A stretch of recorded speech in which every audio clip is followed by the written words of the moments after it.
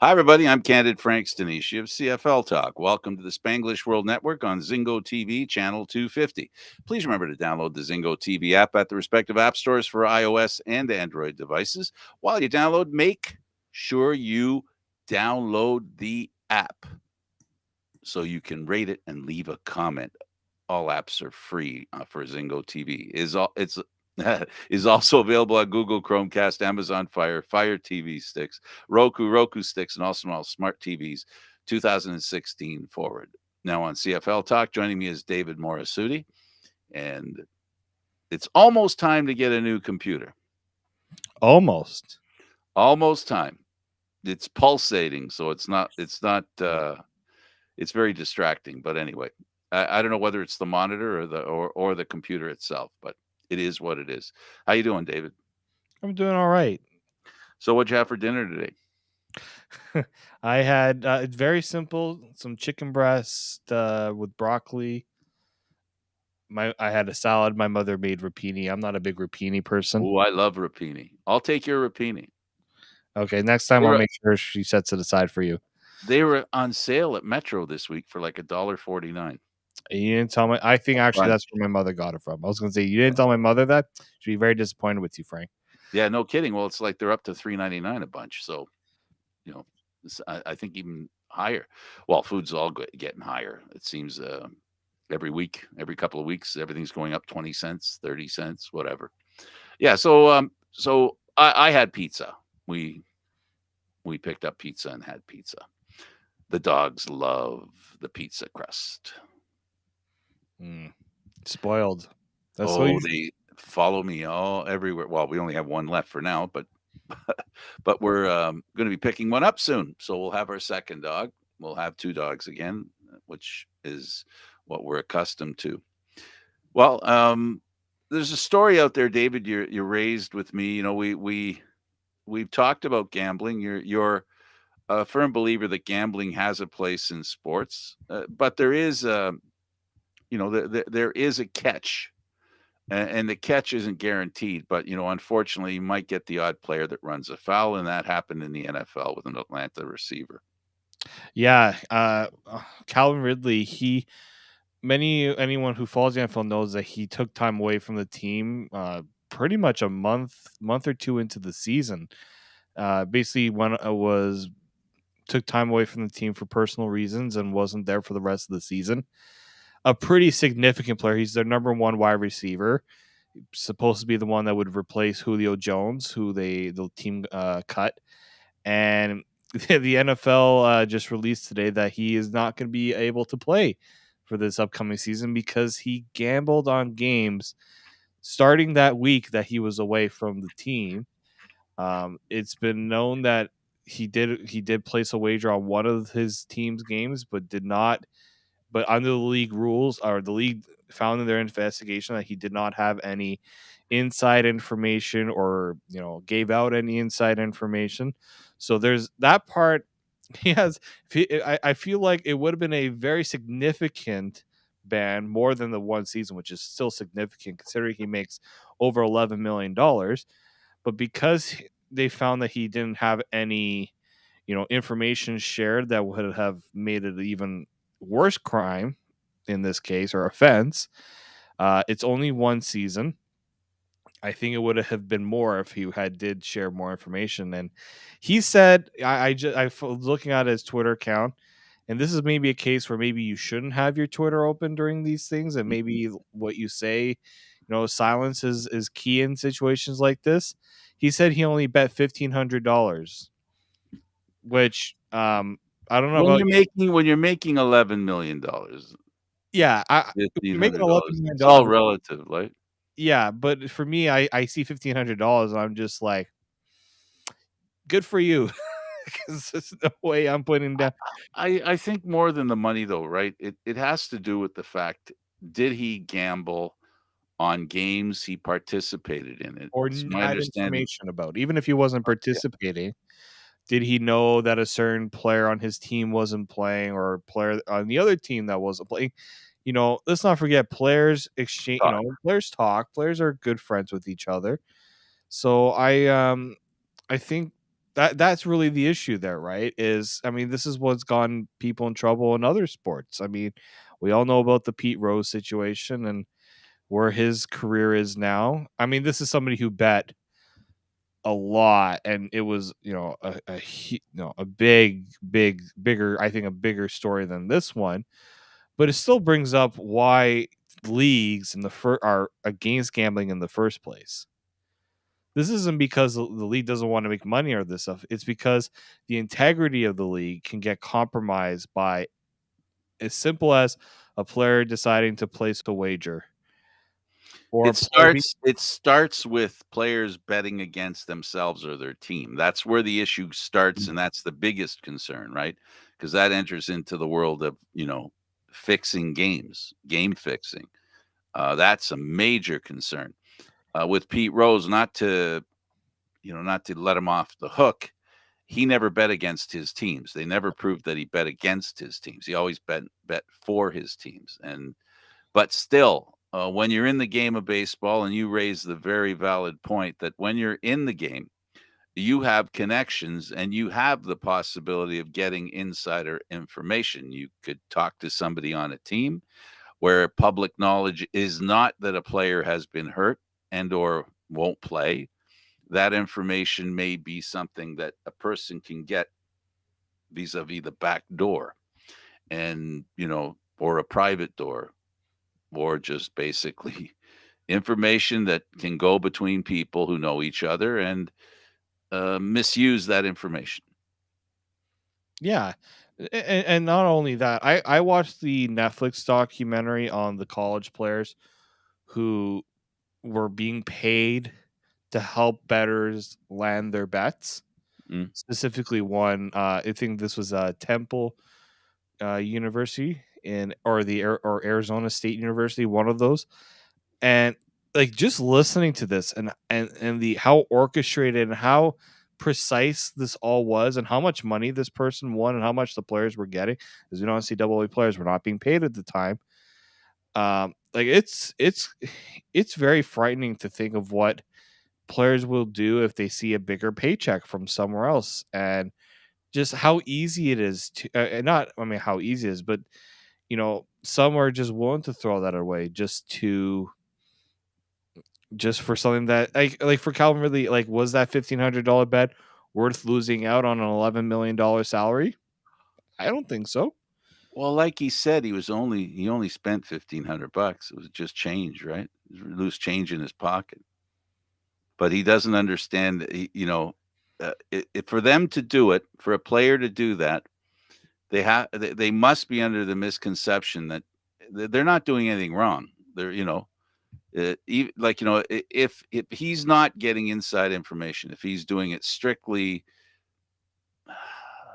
the same way an ordinary person does it, just strictly on what they see, right? But the problem is football players, you said it, and then I'll repeat it. They have inside information. They also, there's the problem, of perception. And when it comes to sports, athletes have to be extra careful because the perception is always the danger zone, right? Like, once you end up in the world, like he gets caught gambling. Now, okay, was he gambling against his team? Was he playing? All this information, we don't even know it all. So all we're talking about here is with the Canadian Football League, is there enough opportunity to gamble? And is there a policing in that regard, or education with the players on what they can or cannot do? If it's just a simple no, you can't, then they're looking for trouble if they do it. So if you're not allowed to gamble at all, is that a sacrifice a player makes being a CFL player? Do you think it should be a sacrifice? In other words, they shouldn't gamble. They shouldn't be able to gamble. They should understand they can't be a part of that world. Yeah, I'm of the opinion that they shouldn't be allowed to gamble on games. They should, even if it's not their team. I just think that let's say they find out that X receiver is dealing with a foot injury and is going to be limited and not going to be able to produce in the way he can. You know, that that right there is inside information, and it's they this that could be a crime in some cases, right? You know, Absolutely. so I think they, if they want to bet on NFL games as a CFL player, go right ahead. There's nothing stopping you from doing that. Um, I think this is something where the CFL maybe needs to.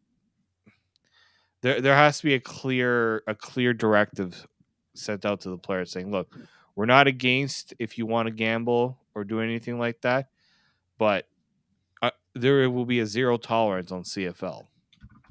Because then the league is trying to make is going to try to make itself one of the top sports that you can bet on, right? Football is a great sport to bet on because of all the different odds that you can do.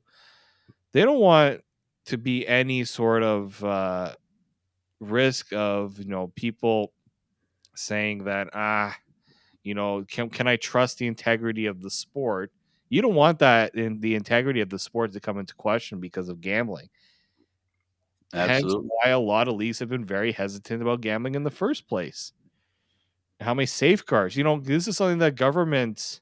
I was listening to a lot of the Senate talks about making gambling legal in Canada, and the biggest argument was always about fixing not just and people think, oh well, the addictions and all those things.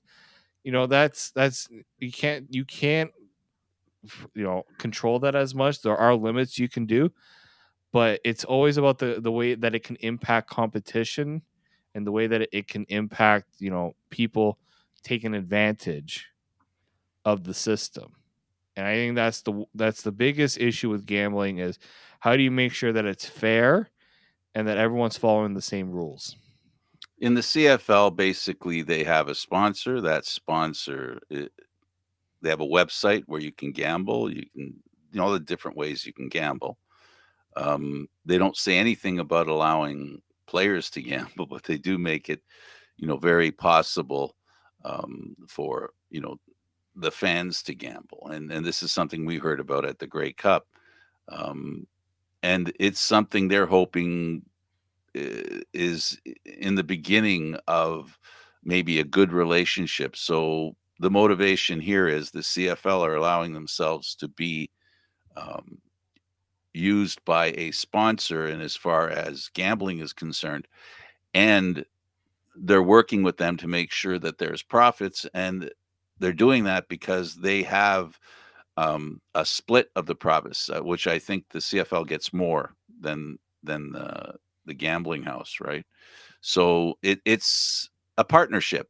So now in that partnership, there's going to be, and there has to be actually an understanding of where that money goes, right? How much it is, because it's not just about gambling, it's about where the money goes. That money that does it get shared with the players?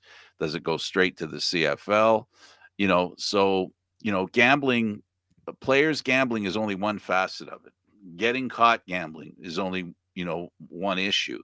This thing's There are a lot of issues here with gambling, right? And there has to be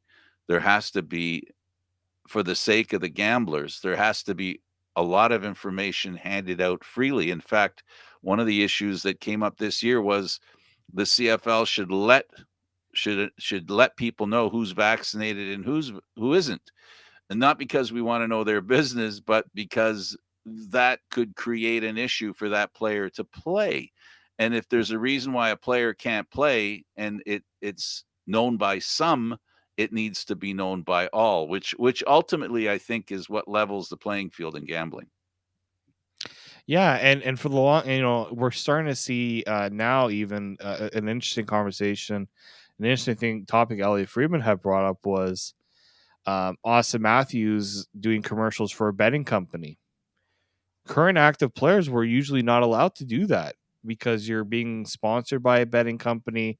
The connection between gambling and players that are currently playing, you don't necessarily see that. And you're seeing that more so with retired players being asked to do this because they have no well, unless they're involved with the team, in a front office role, Mhm. or you know, if they're not actively involved in the They're sport. independent. If they're independent. Yeah, like Matt Sundin does the poker one, Yep. and all those things. Like, um, it's such a their leagues want to take away any chance of being liable in a situation or having that being a potential problem, right? You try to get rid of the problem by not having it in the first place. And I think, Absolutely. yeah, so that's, I think, the very important factor in all this is, if the CFL wants to broaden their, the scope of gambling and how it can help generate revenues for the league, it's got to make the players a partner in this, because it's really the partners that can make this all kind of go a little bit sideways, and that, you know, if they're not, I look, I have a lot of faith in that players will not want to risk their potential future, their playing careers and their means of providing for their families, because they want to place a wager that, you know, on something that's never a guarantee or a slam dunk. That's not like that. Like, football's a team sport. It's You have it's you have to put it in perspective too, David. The amount that they make gambling in the CFLs relative to the amount of money that the CFL generates, right? You know what I'm saying, right? So while, a player may not earn as much in the Canadian Football League, while gambling, they probably wouldn't make as much either. So it's relatively, it's relative, right? So, is it worth for the amount that you can gamble in the Canadian Football League and be a player? I would think not. I just don't think there's, you're not going to get a $50,000 payday on a CFL game, or you're not. I don't think they have, the gambling's not that high. I think with the CFL, they're going to generate some money, but it's basically this whole premise is it's a flyer, right? Yeah. It's we don't know, we don't know that the CFL, this will be successful with the CFL. What we do know is that there's a popularity in gambling, and if you're paying $2 for a ticket and you can win $10, that's going to be interesting for some people, right? Because it's the same thing as people who buy tickets to the Canadian Football League. They spend $30 for a ticket, while you go to a Leaf game, you spend 400. So it's all relative. The important thing is with gambling is not whether the players gamble or not, because we don't expect them to, but how much does that, and how much does that add to the entertainment value of the game? Yeah, and I think, anybody who does gamble will learn that player props, which is, you can bet on a player to reach a certain stat in a game, whether it's, how many receiving yards, how many catches, how many rushing yards, things like that. They do put a limit. The gambling sites are, let's not forget, gambling sites are not stupid. They know when they're getting conned. So to avoid that, they put a limit on how much. And a friend of mine who works for a betting company told me this. There's limits that they put on things like that, because what if a player wants to throw $1,000 on them to get 3 catches or more in a game? And look, betting The companies. same way you're not allowed to card count, Yeah, right? Anything that increases your odds against the house, nope. like the there's people might think that, oh, then you're gonna get players make get betting companies get smart, you know They're in the business of making money. look, and if and They're the house. I point back to that Netflix documentary, because this person that was making bets on these games, he didn't do it at one casino, because remember, back in the day when you were making a bet in Las Vegas on sports, you had to go to a casino to do it. You couldn't Mhm. just do it on your phone. You could, sometimes they call a Different bookie. ball game now. Yeah, but like, they actually went to multiple locations to place these bets, Wow. because if you put all the money in one spot, it's going to raise red flags.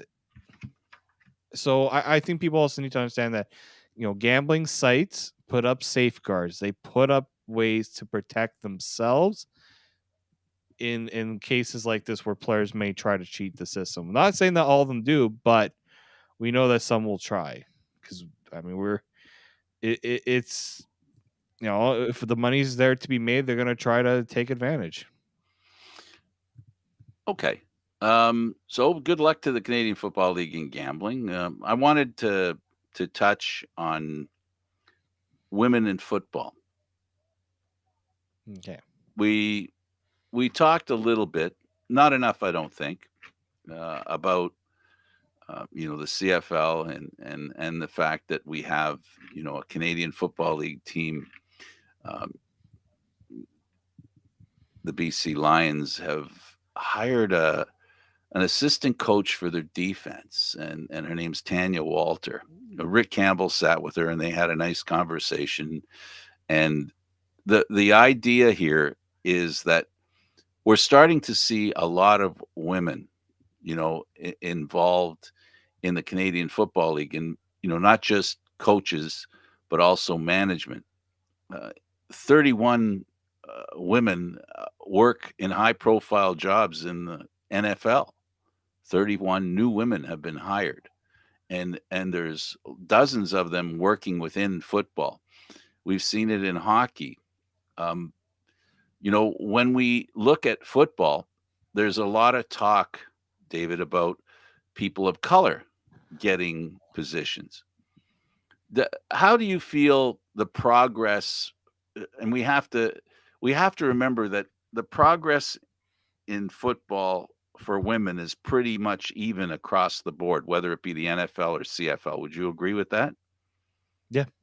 Whereas in the football world for visible minorities, the NFL is sadly lacking. The CFL, on the other hand, is way ahead of them on that score. It's been forever, just like it's been forever that there have been black quarterbacks, you know, um, and even visible minorities. We have, one of the greatest quarterbacks in Montreal Alouette history, right?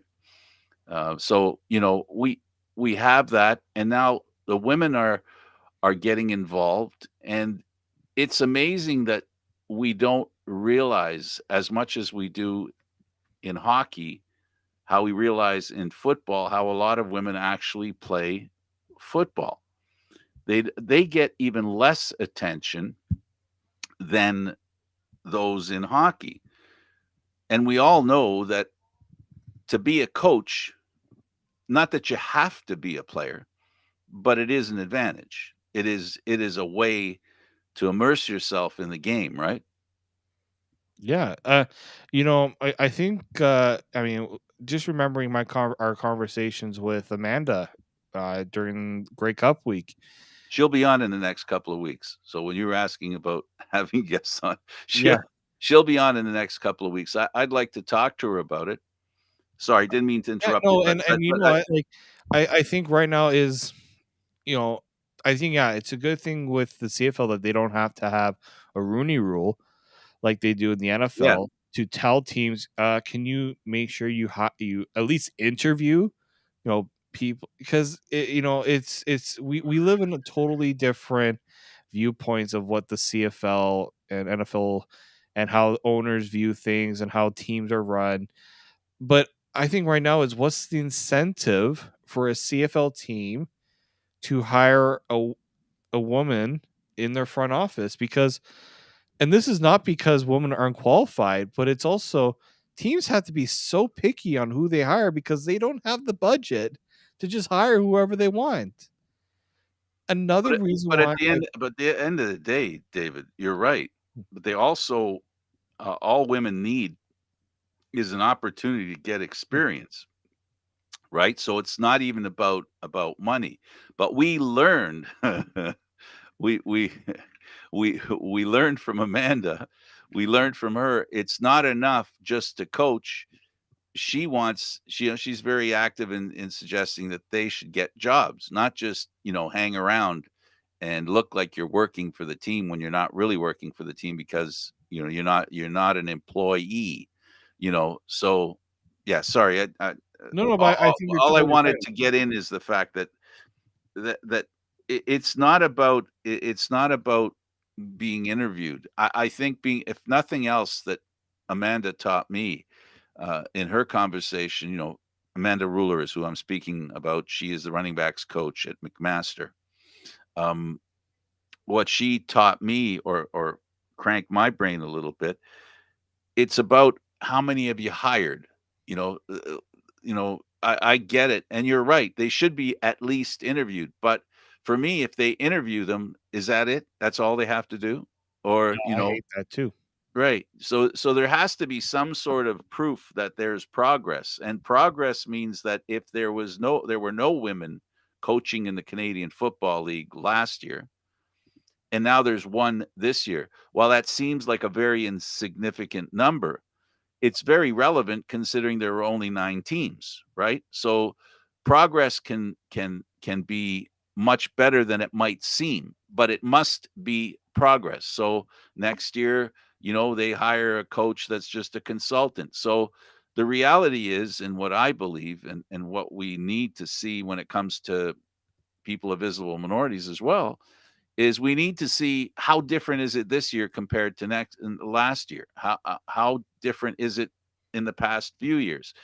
And there should be progress, discernible, factual data that shows there's progress, not that we're thinking about it, because I think we're all past that, right? hmm I think even on top of that, I look to what the NBA has done. The NBA has actual programs, like positions that women can apply for, and you will get almost mentorship, but you're also being paid for it. Why isn't the CFL have a program or tell teams create a position? It doesn't count towards your team's cap, Right. your management cap, and this is allowing women that opportunity, and there's no barriers for them. I don't see what's the downside. I understand maybe someone will feel like that. Then this is the CFL, thinking that this is the only way that they can do it. But the only way you can get CFL teams to reimagine their thinking on this is if you give them a chance to try it too, right? Break down that Absolutely. wall somehow. And I think that's the best way to do it. Give them incentive to do it by doing something that other leagues have done and it's been successful. I think we're very close to having an NBA head coach that's a woman. Oh, I really do absolutely. think There's so. already officials. There's assistant coaches too. Yep. That they're in, and again, not that this is a hard and fast rule, but the fact is that the WNBA Mhm. is further ahead than women's professional hockey, right? Yep. Women's hockey is struggling. In fact, the Toronto Six were just sold, and ironically, Angela James is rumored is to be one of the owners of that team. She is actually, yeah. Right, so she's a member of the visible minority. She's also a female hockey player. I had the privilege of calling her games decades ago. So there's a bit, as long as there are leagues, it's all about giving women a chance. And this is key, I think, David, and you made the point beautifully in as far as the NBA offering opportunities. There has to be an immersion by people. If you want them to be successful and you want to include them, if you want to make people inclusive, they have to be a part of the grassroots and working their way up. You can't, it helps if hockey's in better shape. The idea of having women coaches is in better shape. If the WNBA is successful and women's college basketball is successful, there's going to be that opportunity a lot, right? For Yeah. women to get better. Because quite frankly, honestly, the expectation of having a female coach of a female team, that's almost to the point where it's inexcusable that there not be one, that there should be one. Not that there can't be men, but I think you understand my point. And there should be this opportunity to develop, right? And it Yes. it means real, like you said, real education real immersion in what they're looking for, having an opportunity. So yeah, it's not just about getting interviewed. Not that I'm against the idea of interviewing people, but it shouldn't be enough. Being interviewed isn't enough, I don't think. No, I don't either, because we're seeing it in the NFL interviewing, candidates for head coaching positions who are black isn't leading to more black hires. Right. It's You have not. one NFL coach. You had one NFL coach. Now you have two, I think, right? Yeah, Uh, Lovie Smith being right. hired in So Houston. you had one NFL head coach, Right, right? and the other team that, Brian Flores, who was the other black head coach who was fired, was hired by the Pittsburgh Steelers as an assistant, and their head coach is black. Is Like, the only was the only team for the longest. Like, and are the Pittsburgh Steelers a worse off team because of it? I don't think so. There's no tangible proof that. I don't know where, you know, I don't know where people could possibly get the idea. Um, I don't know what the difference is. I'm struggling to try and figure out how to even ask that question of why can't uh, an African American coach an NFL team? Why is it only one? And now this year too. Why can't they find any others? Is it the old boy network? And it within that old boy network, right? Uh, it's not so much about racism, it's about opportunity, I think. And that's really, I think, the key. And I go back to what you said before, and I want to keep saying that. You have to almost ensure that people have a pathway to the job. And you're right, what the NBA does is excellent. And the CFL is doing that too. They've just instituted their own, and we should maybe see if we can get somebody from the Canadian Football League or from the, that are helping to teach and consult in helping in players, which is what they're doing, making the transition from being a former player. They're working with the CFLPA to get them involved in the management side of the Canadian Football League. It's not just about being interviewed.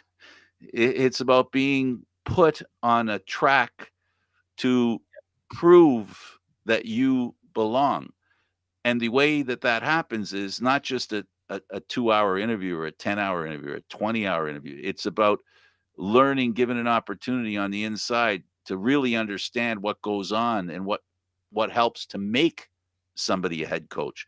Yeah. All that stuff, right? It's the real knowledge that has to be shared. And in a way, that's the old boy network that sometimes people refer to because, you know, people need an opportunity to really be given a chance to learn, right? Yeah, no, and we had one of those coaches in the CFL on our show, Devon Absolutely. Claybrooks. That's right. You know, at one point there were three. There was Devon Claybrooks, there was Orlando Steinauer, and Corey Chamberlain in Toronto. Three out of your 9 teams. That's 33%.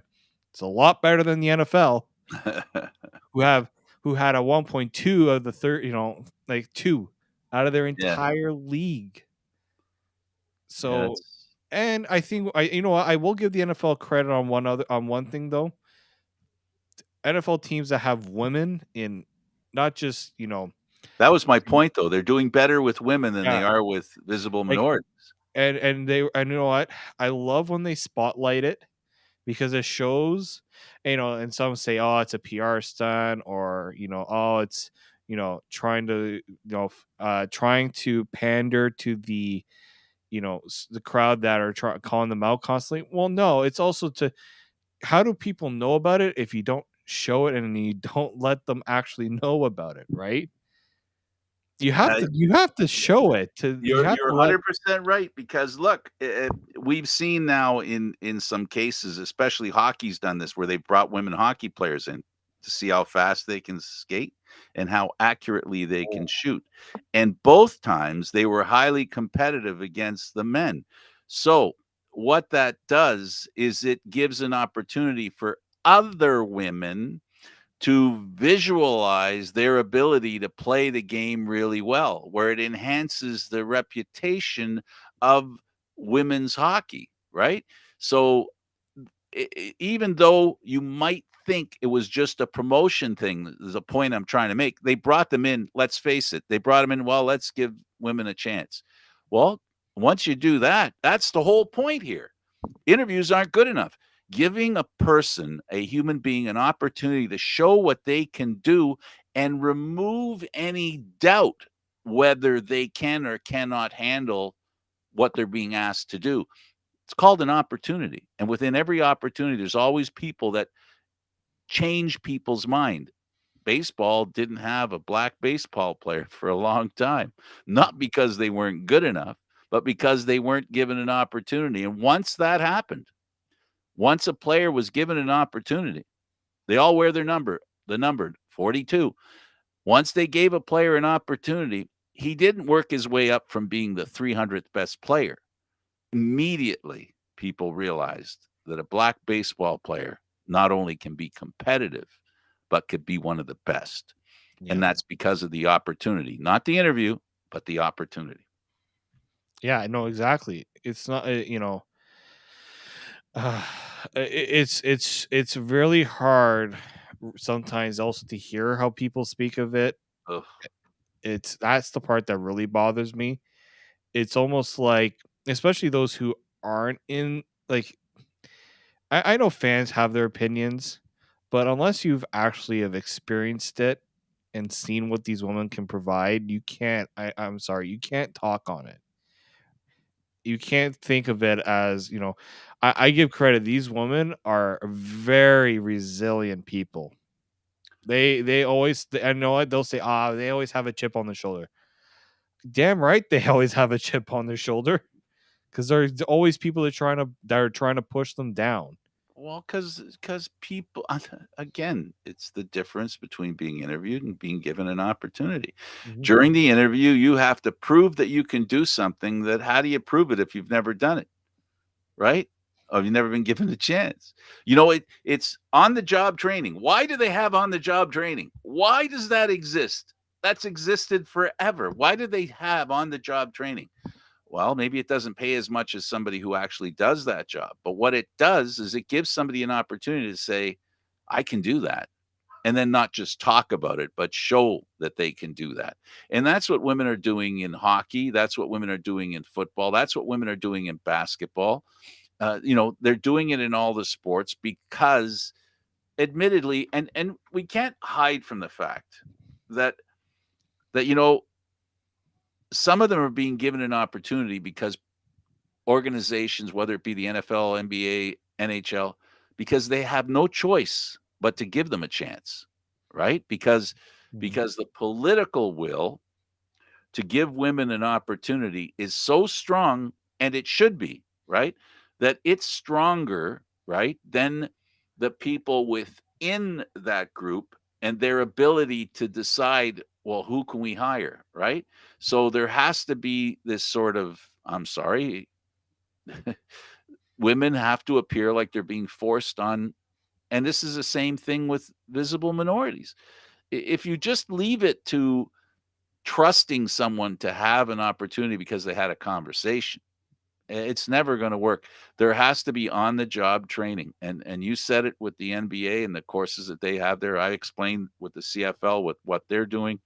It has to be real opportunity, because if someone has to prove that they can, if I have to prove that I can do drywall without being given a chance to be on a job site, start hanging drywall, Yeah. how do I get that job? In life we all have that challenge, right? The whole idea is you go to university, you yourself, you go to school and learn your chosen trade as a writer. But until somebody says, write for me, how can you prove that the first thing they say to you is, what experience do you have? It's not necessarily racism or sexism that's in the way. It's that opportunity. It's always, to me, it's always the opportunity. You can know your business inside out, but without the chance to prove you can do it. And I know a lot of people who went to school and they they have to somehow get somebody to convince them to give them a job, because until they get the job, they can't prove they can do it. Yeah. No, yeah, and I think, I mean, Frankie, and you have the experience in that field of construction and knowing that you Absolutely. don't just tell an electrician, all right, here's a job, go do it, when they haven't had any experience of doing it. How many hours does an electrician need to put in? Absolutely. And there that's a good example, and you might know this, I believe you probably do. And here's the thing, folks, if we wanna make that relationship and with football the same thing, you become an electrician and you learn the basics in school of electrical, and then you work for a company, you do the basics. As you are an electrician, while you're in there, you spend time going back to school to increase the level of understanding and the level of licensing that you have. In other words, tests that you passed, letters behind your name, or letters on a piece of paper that says you can do this, right? That's the same thing with coaching. It's the same thing with women in coaching. They have to start somewhere, and it's important that we find a place for them to start. Your point of bringing somebody in and not counting them against the cap is an excellent example of how it can be done in the Canadian Football League. And is it a large sacrifice? I don't think women who want to be coaches in the Canadian Football League who haven't done it yet are looking for $150,000 salary to start. All they want is a real we again, Amanda Ruler, what she wants is a real chance. In other words, put me in the position where I live and die according to my knowledge and ability. Yeah, yeah, I really think that, teams think that they're I just think that in the current climate, teams have been comfortable with what they think works, Mhm. and more I think that there needs that this is why people always say you need new fresh blood in front offices instead of recycling the same people, because you bring in the same general manager who's been for three other teams, guess what? He's going to bring the same people he's had from other teams. Like, it's really hard for people, even young people sometimes, to gain the trust of, especially in the sports world, of someone, because they have an opinion of how it this is how we've done it and this is what's worked for us. Well, Again, an opportunity. exactly. And I think I also think this is maybe, the CFLPA could do a little bit more on their end too, to maybe encourage teams as well to. I think they're doing that. I think Yeah. they're working on that.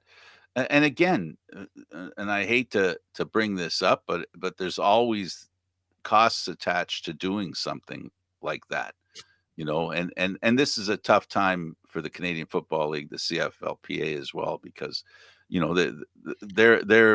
they're trying to recover financially to get not only players paid what they're worth, which we know they don't get paid what they're worth. And when I say that, you know what I mean. I hope folks you understand what I'm saying.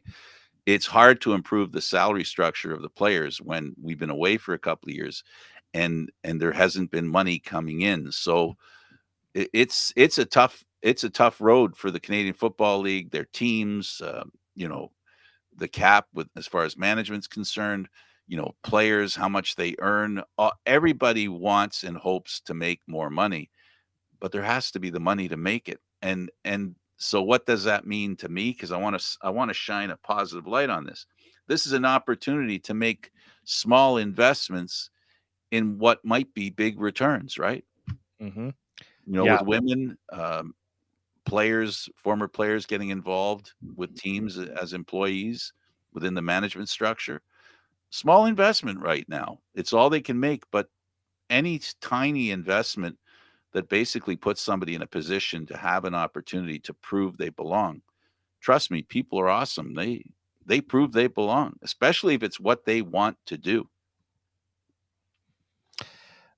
Um, I was even gonna say, I mean, the CFLPA kind of has their own issues right now where they don't have a CBA, and if I mean, look, I have a lot more faith that the CFL and the CFLPA can get together on a deal.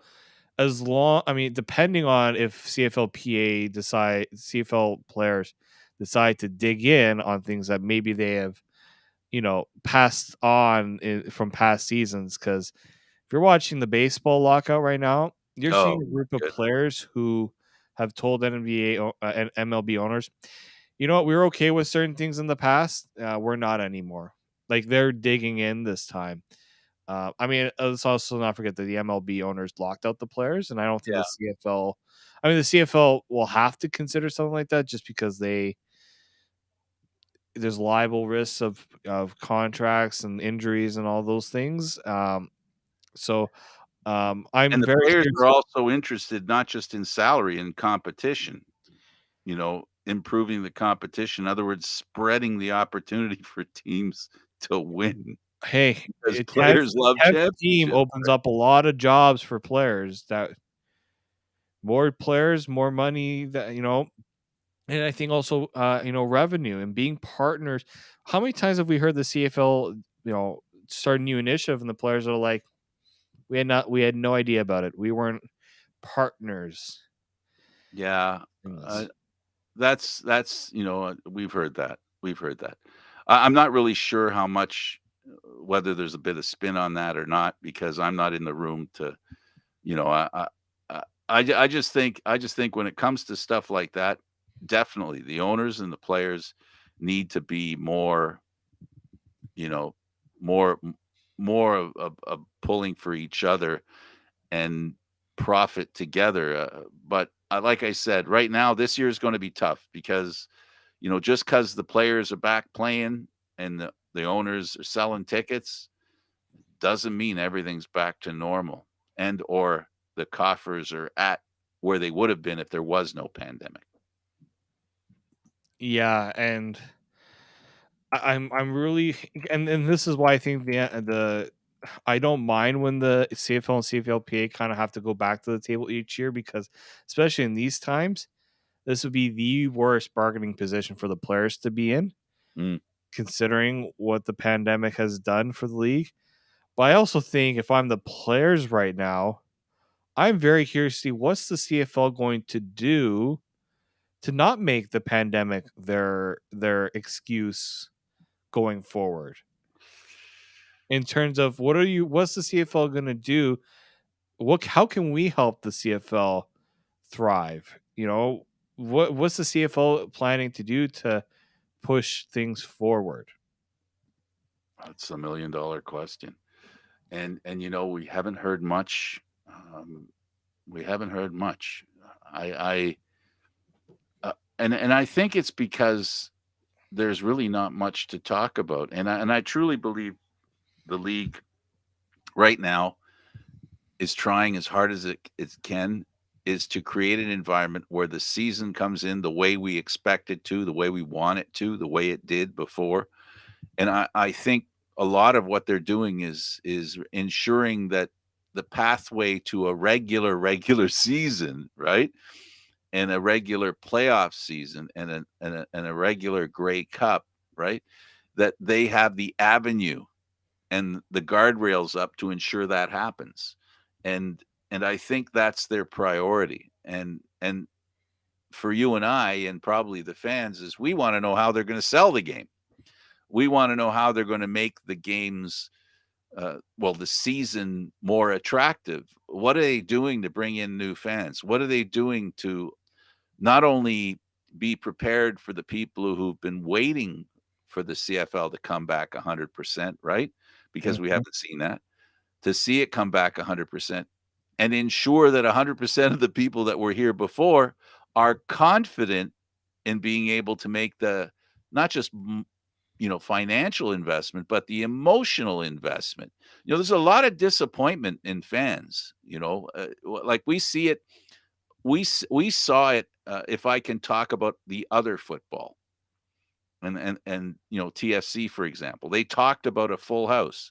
That wasn't a full house. They had the opportunity to fill the house. Did they sell all the tickets? Maybe, but it wasn't full, right? So, and it is a BMO does TFC does fill BMO. They've done it before, and they'll probably do it again. But there's a lot of people who are hesitant about going in, all in with their teams. Even when it comes to the Leafs, when it comes to all these The teams, Raptors. everybody, right? There's some hesitation because, quite honestly, in some cases, some teams have raised the prices of their tickets for what? For not playing the last couple of years?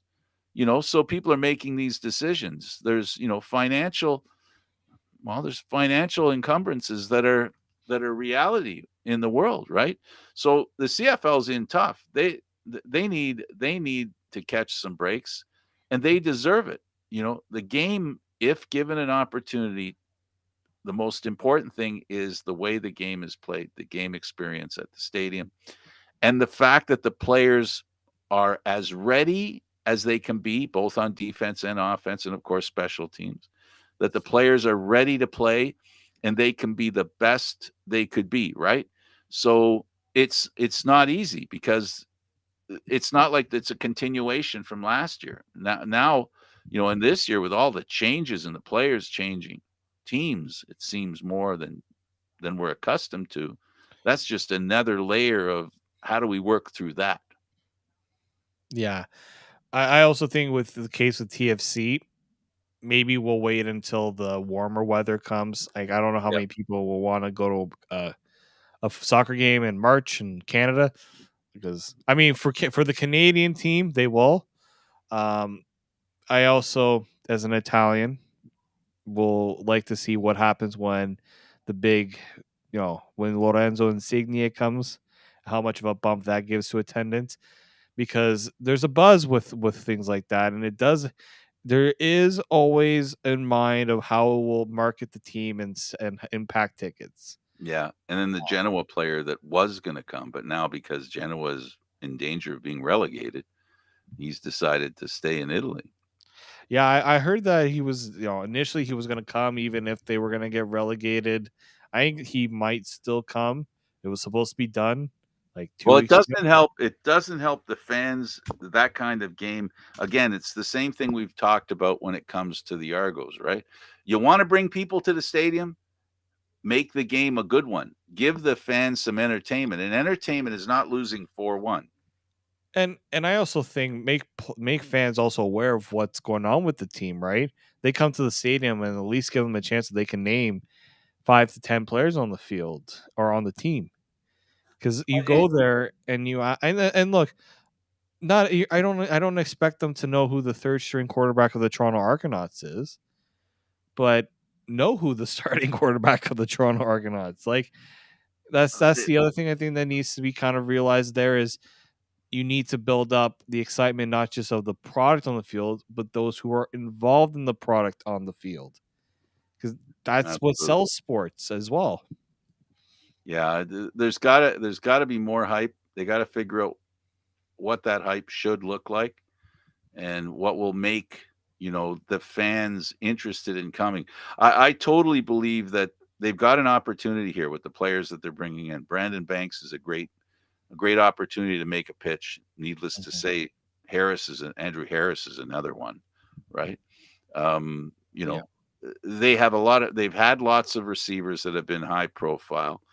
They've had players that are high profile, but when it comes to the type of player that a Brandon Banks is and an Andrew Harris, they haven't had they haven't had the best players in the league Yeah, like as often. superstar Yeah. players. Like Ricky Ray was a star player, but he didn't. He wasn't, the marketing type of superstar. He was good. He's a Hall of Famer. He's one of the best quarterbacks, but he wasn't that player that really sells the game on the field. Just because that's not how he just wanted to play the game and win. A lot And of the players that they brought in were players who were ready in the minds of everyone, ready to be that player, and they weren't. yeah, We've had some receivers come in here that came in with that tag, right? That they could be the best in the league, and it didn't quite work out that way. no, I agree. right? And like, for example, the Wilder thing, where Wilder came in here and he blew the doors off the league his first year, but and it just didn't happen for him the following few years. So that you need stars to sell the game in every sport. You got to have stars, and those stars have to be relatable to the fans. CFL fans love buying their jerseys, love wearing the nameplate on the back, the number of a player. You know, uh, 12 years ago, I bought a Ricky Ray jersey, because he was a star. It wasn't hard to pick him as a jersey to own, or like I have pinball too. Um, you know, those are the kinds of things that don't just develop; they have to be fostered, right? Mm-hmm. No, for sure. You have to work on it somehow. Yeah. Well, well, listen, it was fun getting together again, talking about the Canadian Football League. Always fun. Always. Thanks. Thank you, David. Thank you. Okay, for David Morassutti, I'm Candid Frank Stanisci. Thank you for watching CFL Talk Aaron Live Mondays at 9 p.m. This show can also be heard on the Spanglish World Radio Network. For CFL Talk news, entertainment, and other sports programming we offer, please check out spanglishworld.ca. Spanglish World. Watch it, hear it, read it, download it, and live it. Thanks for watching, everybody.